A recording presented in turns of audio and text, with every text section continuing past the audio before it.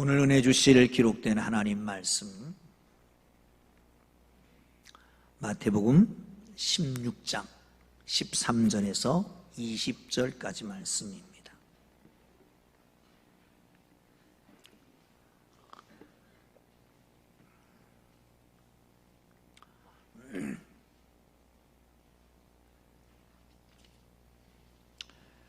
찾으셨으면 우리 함께 읽겠습니다. 시작. 예수께서 빌립보 가이사랴 지방에 이르러 제자들에게 불러 이르시되 사람들이 인자를 누구라 하느냐. 이르되 더러는 세례 요한, 더러는 엘리야, 더러는 어떤 이는 에레미야나 선지자 중에 하나라 하나이다. 이르시되 너희는 나를 누구라 하느냐. 시몬 베드로가 대답하여 이르되 주는 그리스도시요 살아계신 하나님의 아들이시니이다. 예수께서 대답하여 이르시되 바요나 시몬아 내가 복이 있도다. 이를 네게 알게 하니는 혈육이 아니요 하늘에 계신 내 아버지시니라. 또 내가 네게 이르노니 너는 베드로라. 내가 이 반석 위에 내 교회를 세우리니 음부의 권세가 이기지 못하리라. 내가 천국 열쇠를 내게 주리니 내가 땅에서 무엇이든지 매면 하늘에서도 매일 것이요 내가 땅에서 무엇이든지 풀면 하늘에서도 풀리리라 하시고 이에 제자들에게 경고하사 자기가 그리스도인 것을 아무에게도 이르지 말라 하시니라. 아멘. 할렐루야. 주님의 이름으로 축복합니다. 옆에 분하고 인사합니다. 주님의 이름으로 축복합니다. 할렐루야. 오늘은 사순절 5번째 주일입니다. 우리 교회는 한 2주 일찍 갑니다. 무슨 말씀인지 아시죠? 찬양을 듣고 부활주일인가 착각한 분이 있을 텐데 조금 2주 앞서가고 있습니다. 우리 교회는 앞서가는 교회입니다. 아멘. 자, 신학대학을 졸업하고 대학원을 나오면 전도사가 됩니다. 그리고 신학대학 졸업할 때도 그리고 대학원 졸업할 때도 시험을 치르지요. 목사 안수 받을 때는 7과목의 시험을 치릅니다. 대부분 학교 교육 제도는 시험이라고 하는 과정을 거치면서 학생들을 훈련시킵니다. 그리고 성숙해 만들어 갑니다. 중간고사도 있고 기말고사도 있고 그것보다 가장 중요한 것은 졸업종합고사일 것입니다. 예수님이 제자들을 3년간 훈련을 시키셨습니다. 그리고 어디론가 데리고 가십니다. 그곳은 가이사랴 빌립보라고 하는 곳이었습니다. 이곳은 헬몬산 밑자락에 있는, 그러니까 이스라엘 가장 북단에 있는 곳입니다. 왜 그곳으로 가셨는지는 여러 가지 의문이 있습니다. 그 중에 하나는 너무 분주하니까 사람이 없는 곳에 가서 그들의 고백을 듣고 싶었을 것이다. 또 하나는 이제 마지막 얼마 남지 않았으니까 예수님이 곧 십자가에 달려 돌아가실 것이니까 아마도 요쯤 됐을 것 같습니다. 사순절 5번째 주일쯤 됐을 때 제자들과 함께 가서 마지막 질문하고 싶었던 게 있었습니다.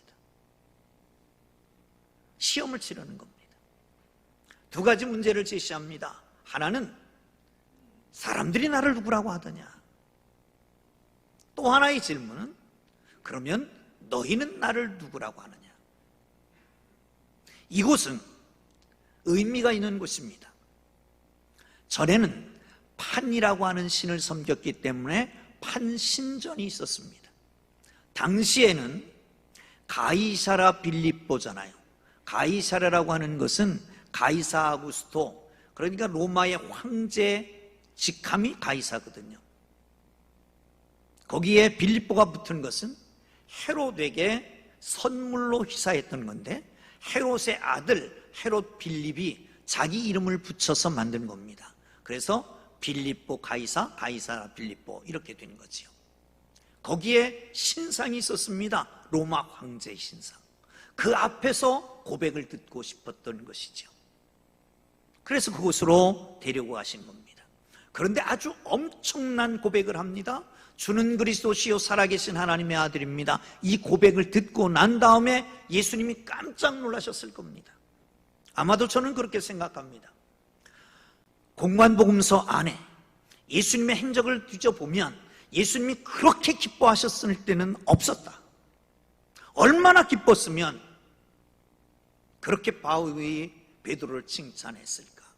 사랑하는 성도 여러분, 오늘 이 시간 베드로의 신앙 고백을 듣고 우리가 그 신앙 고백을 함으로 하나님께서 기뻐하시고 우리 모두에게 큰 은혜와 축복이 되기를 주의 이름으로 축원합니다.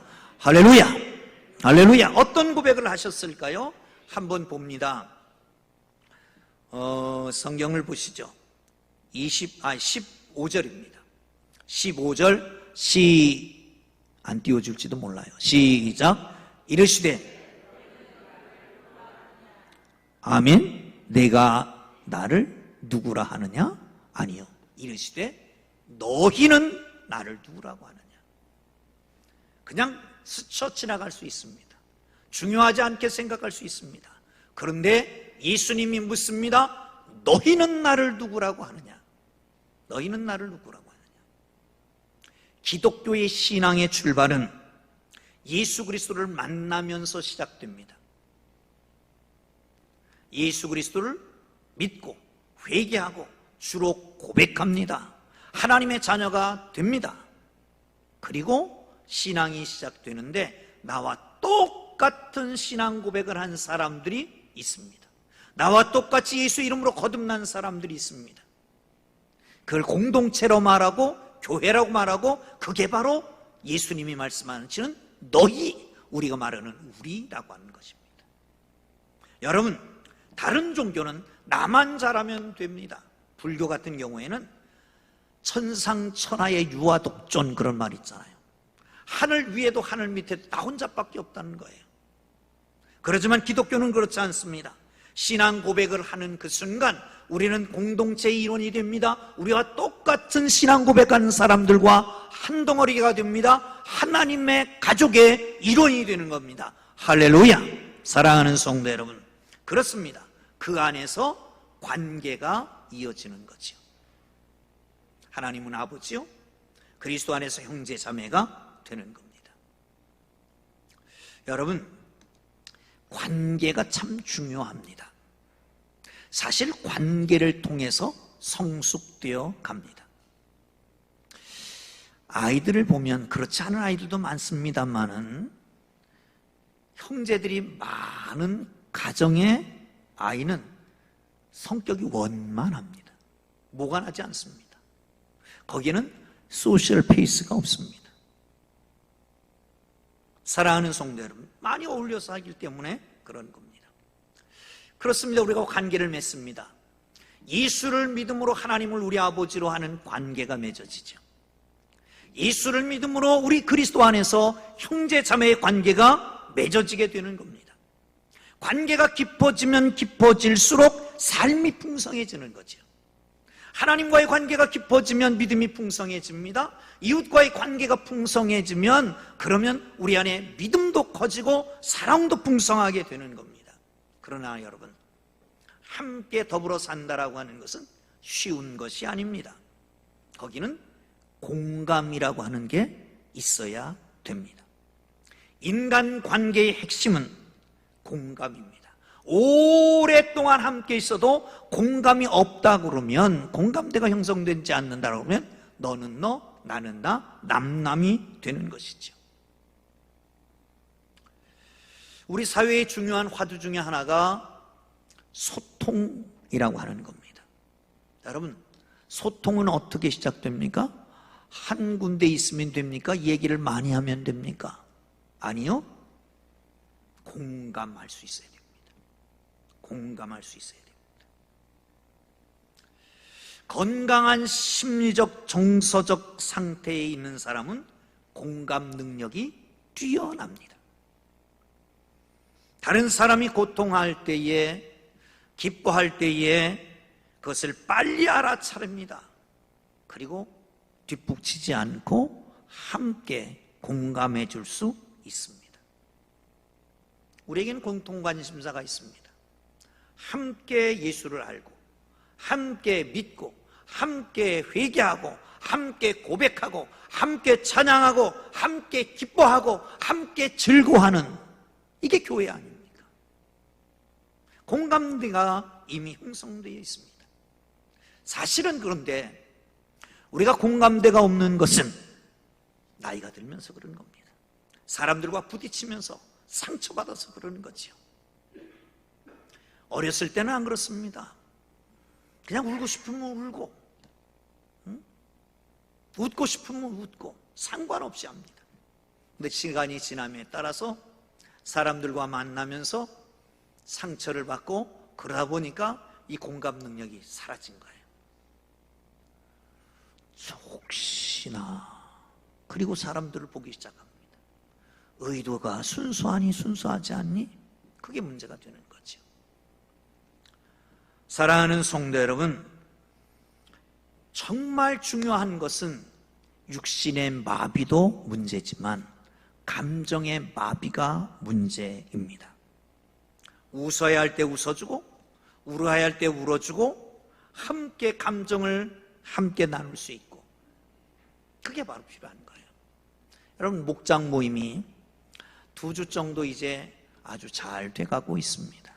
그런데 여러분, 목장 모임 모여서 감정이 아프면 아프다고 그러세요. 나도 아파 그러지 말고, 그럼 깨지는 거지. 건강한 삶을 살려면 이웃과의 관계를 열어야 합니다. 함께 사는 법을 터득해야 됩니다. 아무리 세상이 싫어도, 사람이 싫어도 세상을 등지고 살 수는 없습니다. 교회 마찬가지입니다. 그러나 중요한 게 있습니다. 왜냐하면 우리 마음을 읽어주고 우리를 공감해주는 주님이 계시잖아요. 우리에게 있는 대제사장은 우리의 연약함을 동정하지 못하실 리가 아니요, 우리와 한결같이 시험을 받는 자로 돼 죄가 없으시니라. 아멘. 그분이 우리 예수님이에요.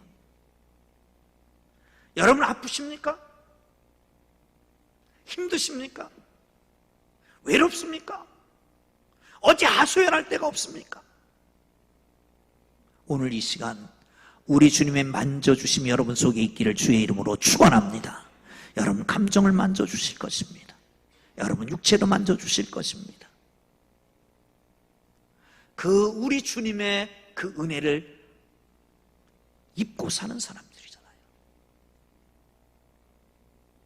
아직도 치유가 안 됐습니까? 상처받았다고 좀 안 하면 좋겠어요.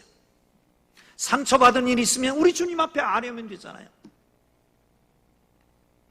운디드 힐러, 상처받은 치유자, 그런 말이 있습니다. 헨리 나우엔이라고 하는 사람이 쓴 책 가운데 있는 말씀인데, 상처받은 치유자는 뭐냐면 예수님이 십자가를 지심으로 우리는 치유됐다는 거예요. 용서받았다는 거예요. 그리스도인들은 누구에게든지 상처받으면, 내가 상처받고 그 사람은 치유되고 나는 우리 주님 앞에 아뢰면 내 상처도 치유되니까, 이게 운디드 힐러입니다. 이게 그리스도인의 모습입니다. 목장에 이런 모임이 나타나기를 주의 이름으로 축원합니다. 할렐루야, 할렐루야. 여러분 어려움이 있습니까? 아픔이 있습니까? 괴로움이 있습니까? 상처가 있습니까? 우리 주님 주시는 은혜로, 우리 주님의 거룩하신 은혜로 예수 그리스도의 치유하심이 이 시간에 있기를 주의 이름으로 축원합니다. 할렐루야, 할렐루야. 그렇다면 여러분, 우리의 목장은 하나입니다. 여러분, 아내가 아픈데 남편이 안 아프다, 힘들지 않다, 그러면 부부가 아니에요. 하나가 아니에요. 반대로 남편이 아픈데 아내는 웃고 있다, 그럼 그건 부부가 아니죠. 하나가 아니죠. 함께 공감할 수 있어야 하나 되는 거잖아요. 여러분, 탈무드에 이런 얘기가 있습니다. 한 아주머니가 선생님을 찾아왔어요. 랍비에로. 선생님, 아이가 태어났는데요, 머리가 둘이고 손발이 4개입니다. 이 사람이 한 사람입니까? 2사람입니까? 가서 이쪽 머리를 때려봐라. 그럼 저쪽 머리에 울면 한 사람이고, 이쪽 머리를 때리는데 저쪽에는 아무 감각이 없으면 이건 2사람이다. 여러분, 아무것도 아닌 거 얘기 같죠? 여러분, 우리는 하나라고 하는 것은, 그리스도 안에서 하나라고 하는 것은, 예수님 바울은 계속해서 말하는데, 우리는 세례도 하나고 그리스도도 하나고 하나님도 하나고 교회도 하나고 우리는 그리스도 안에서 하나다라고 하는데, 말만 하지 말고 함께 공감할 수 있는 능력, 그 장이 열려지기를 주님의 이름으로 축원합니다. 나에게 묻는 게 아니라 너희는 나를 누구라고 하느냐라고 물으시는 우리 주님의 의도를 알고 우리 모두 함께 예수 그리스도를 주로 고백하고 그 안에 있기를 주의 이름으로 축원합니다. 교통사고가 났답니다. 그런데 많은 사람이 다 죽었어요. 한 사람만 살았는데 한 사람은 팔을 잃어버렸습니다. 그래서 죽은 사람 팔을 이식을 해서 멀쩡한 사람이 됐습니다. 그런데 알고 봤더니 이 팔의 주인 원래 사람이 아주 보통 나쁜 사람이 아니라는 거예요.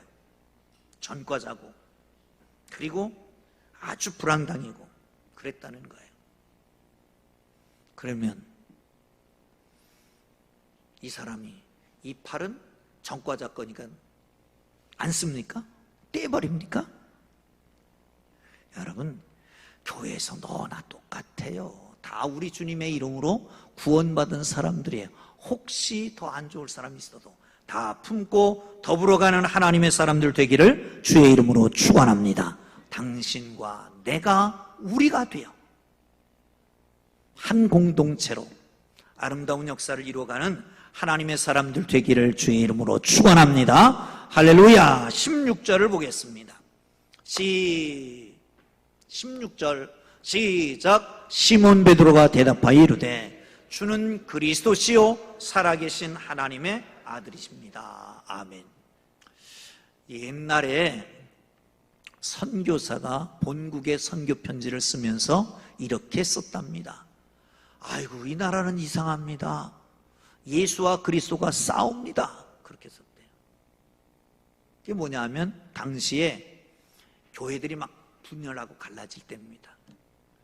기독교 장로회, 예수교 장로회가 갈라질 때, 그때입니다. 그러면 성결교회는 괜찮냐?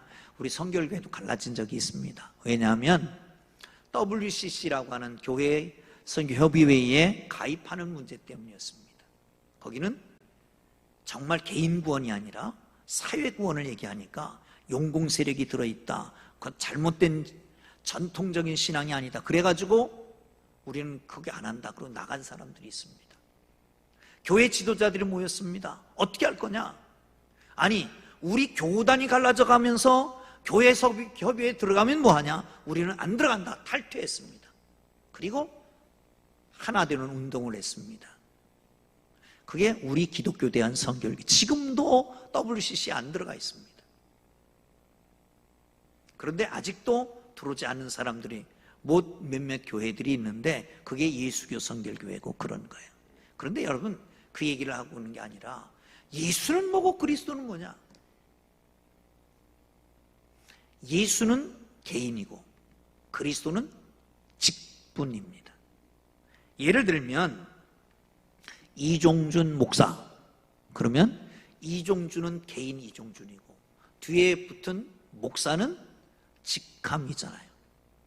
근데 관계는 사실은 개인보다는 직함 때문에 맺어지는 거잖아요.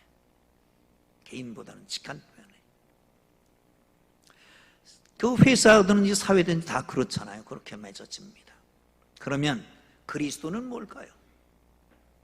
당시의 그리스도라고 하는 말은 기름 부음 받은 자라고 하는 뜻입니다. 히브리어에는 메시아, 헬라어에는 그걸 번역했습니다. 크리스토스. 기름 부음 받은 자, 어노인티드라고 하는 말 들어보셨죠? 기름 부음 받은 자라고 하는 뜻입니다. 이 세의 직분을 가진 사람들은 양뿔에다 기름을 부어서 부음으로 그 직임을 시작하게 만듭니다. 그 사람들이 누구냐? 왕이요, 제사장이요, 선지자였습니다.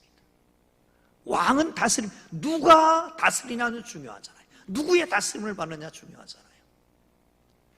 누가 진리를 가르치느냐 그것도 중요하고요.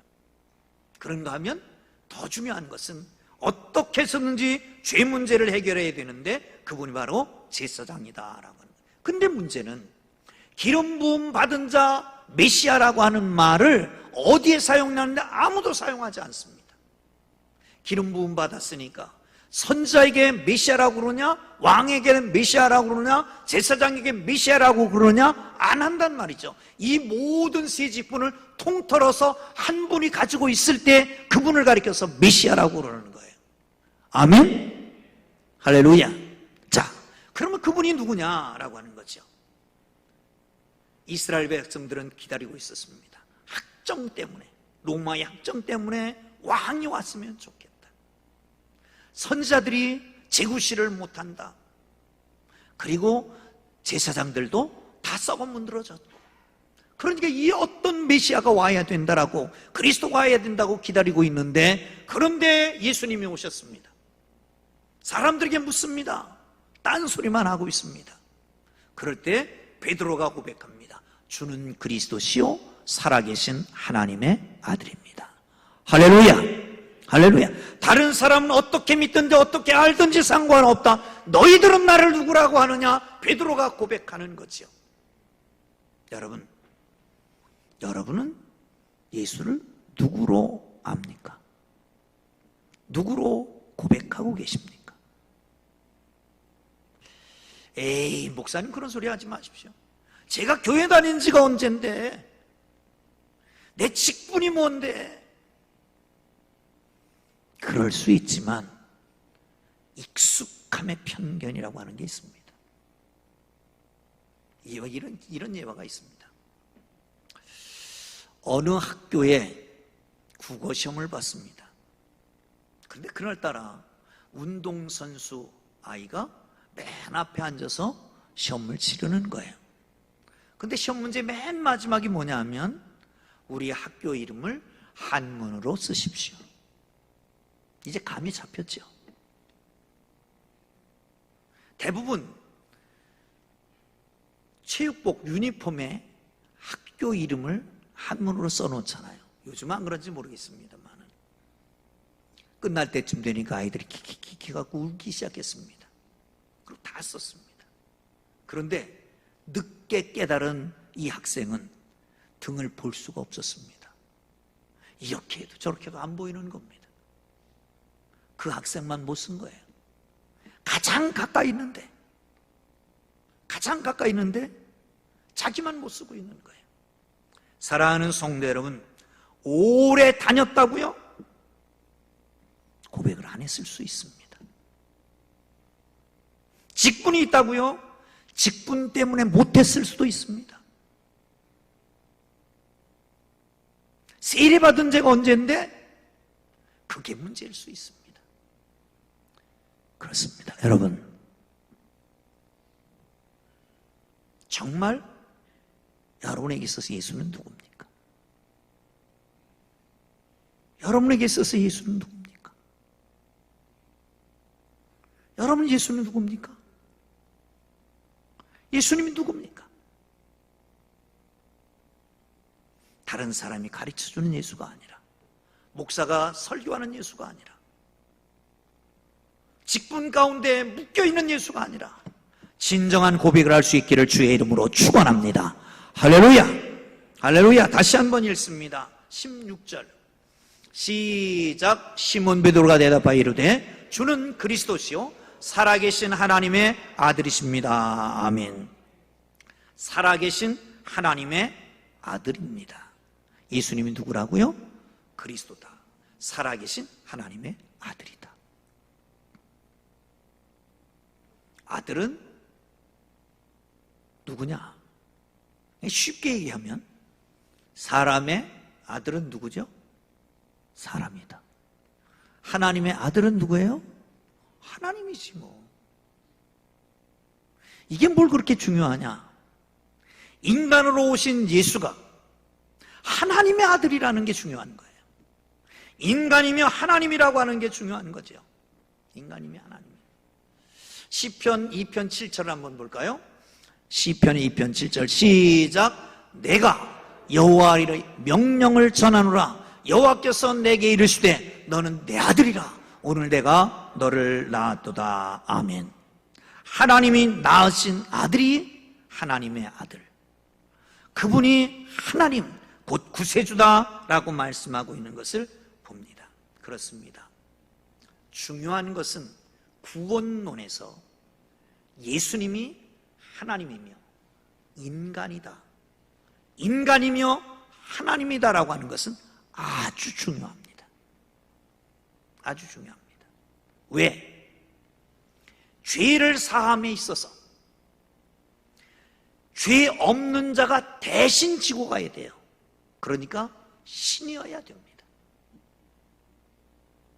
죄를 사함에 있어서 대신 죽어줘야 돼요. 그러면 사람이어야 돼요. 그러니까 100% 죄 인간이고 100% 신인 바로 그분이 필요한 거예요. 그게 바로 예수 그리스도다라고 말씀합니다. 사랑하는 성도 여러분, 찰스 척스윈돌 목사님이라고 하는 분이 이런 말을 했습니다. 정보가 필요하다면 교육자를 보냈을 것이다.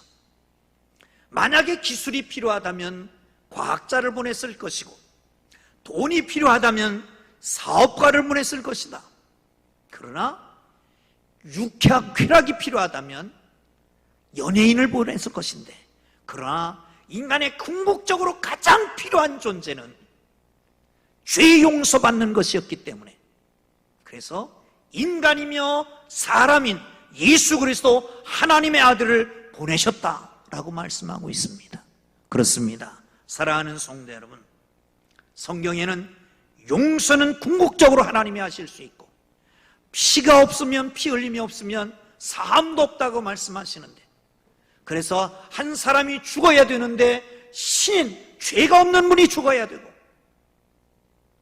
그래서 우리 죄를 사하기 위해서 죄 없으신 분 예수 그리스도를 우리에게 보내신 걸 믿으시기를 축원합니다.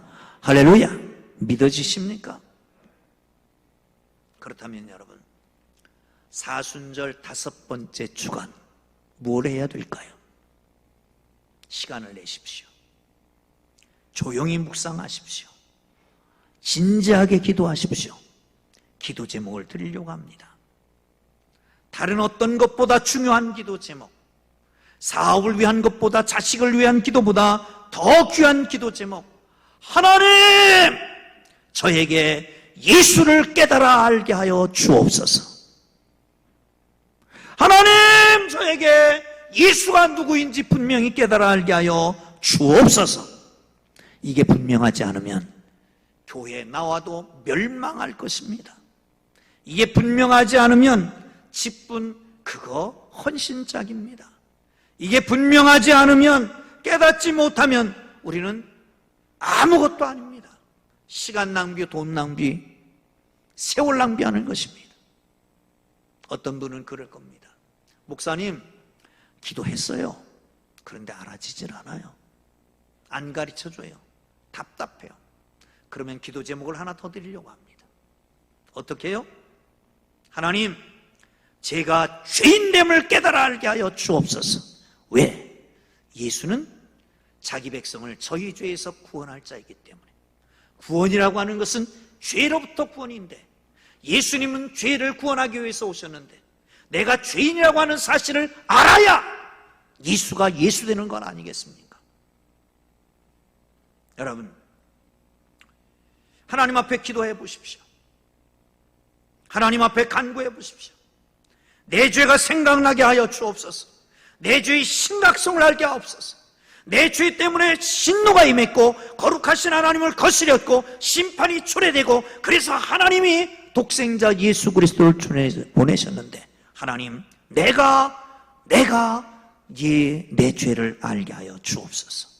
여러분, 나의 나 죄됨을 알게 되면, 그 심각성 앞에 벌벌벌벌 떨리게 되면, 바고 그 죄 때문에, 그 죄를 위해서 하나님이 독생자를 보내셨다라고 하는 사실을 깨달아질 때에 그것이 복음이 되는 겁니다. 아멘? 그게 복음이에요. 죄의 심각성을 모르면서 백날 예수 그리스도 얘기해도 그건 복음이 아니 되지요. 사랑하는 성도 여러분, 이번 사순절도 이제 2주 남았습니다. 어떻게 보내시겠습니까? 한 가지 얘기를 하고 마치려고 합니다. 1988년 12월 어느 날 구소련 속해 있던 아르메니아에 대지진이 일어났습니다. 자그마치 5만 5천 명이 죽는 참사가 일어난 겁니다. 9층 아파트가 무너지면서 이렇게 그 건축 폐기물로 삼각형 구조된 구조가 이렇게 된 거기에 모녀가 있었습니다. 한 어머니와 4살짜리 딸. 시간이 지납니다. 2주 만에 극적으로 구출됐습니다. 그런데 아이 얼굴에는 피가 범벅이 된 겁니다. 나중에 회복된 다음에 물었습니다. 어찌 이렇게 됐습니까? 아이가 시간이 지나면 지날수록 탈진되니까 엄마 목말라, 엄마 목말라, 엄마 목말라, 어떡할 길이 없더라는 거예요. 그런데 언뜻 TV에서 먹을 것 없고 마실 것 없을 때 피를 나눠 먹었다라고 하는 영상을 본 적이 있었다는 거죠. 그 깜깜한 가운데 더듬더듬하다 보니까 뭔가 날카로운 게 손에 짚혀졌습니다. 유리 조각이었습니다. 엄마 목말라. 그때마다 팔을 사정없이 걷습니다. 그리고 그 팔을 아이 입에 대고 그걸 먹게 했던 겁니다. 엄마 목말라. 그럴 때마다 다시 걷어 먹이고, 무려 2주가 지난 다음에 둘 다 구출되게 되었던 것이죠. 사랑하는 성도 여러분, 이 아이, 그는 엄마의 피밖에 소망이 없었습니다. 엄마의 피가 희망이었고 유일한 대답이었습니다. 2000년 전 비슷한 사건이 있었습니다. 달리 살 길이 없고 달리는 하나님의 진노를 피할 수 없었던 인류를 위해서 하나님은 당신의 독생자 아들 예수 그리스도를 준비시키신 것입니다. 십자가에서 거룩한 피를 뿌렸고, 성경이 말하는 바 피 흘림이 없으면 사함이 없다고 그랬는데, 예수 그리스도의 피를 흘리시면서 저와 여러분 모두가 구원 얻게 되었다라고 하는 거지요. 새로운 삶의 출발점이 된 겁니다. 사순절입니다. 십자가를 지신 주님을 묵상하며 하루하루를 주의 십자가를 따라가는 복된 삶이 되기를 주의 이름으로 축원합니다. 이게 바로 사순절의 의미입니다.